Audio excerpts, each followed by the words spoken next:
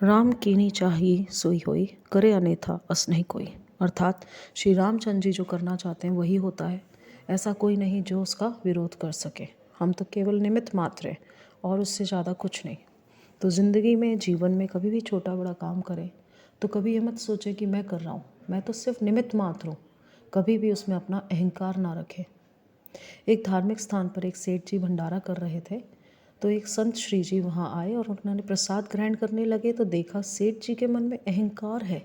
तो उन्होंने सेठ जी को कहा कि कभी इस बात का अहंकार मत रखो कि आप खाना खिला रहे हैं, क्योंकि दाने दाने पर लिखा है खाने वाले का नाम। ऐसा कहकर संत श्री जी चले गए, परंतु सेठ जी को यह बात हजम नहीं हुई। सेठ जी को भूख लग रही थी।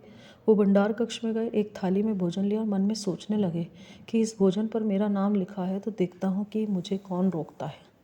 सेठ जी ने जैसे ही पहला ग्रास हाथ में लिया तो दूसरे हाथ में जो फ़ोन था उस पर घंटी बजी। फ़ोन उठाया, उन्हें सूचना मिली कि बेटे का एक्सीडेंट हो गया और वो हॉस्पिटल में भर्ती है। सेठ जी खाना छोड़कर तुरंत वहाँ रवाना हुए।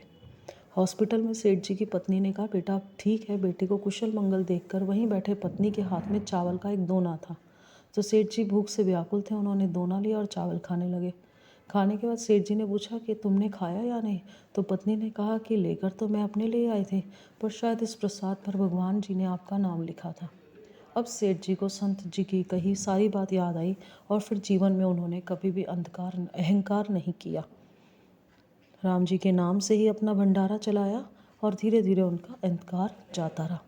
आप भी ज़िंदगी में, जीवन में सदा याद रखें, यदि कोई अच्छा कार्य, कोई विशेष कार्य, कोई शुभ कार्य संपन्न हो जाए तो कभी यह ना सोचें कि मैं कर रहा हूँ, बस यही सोचें कि श्री राम जी मुझसे करवा रहे हैं।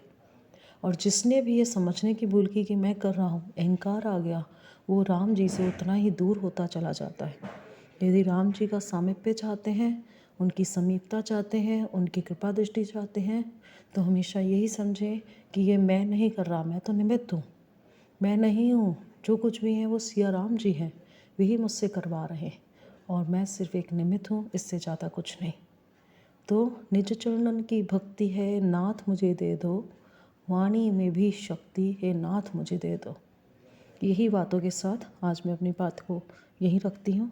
जय श्री राम।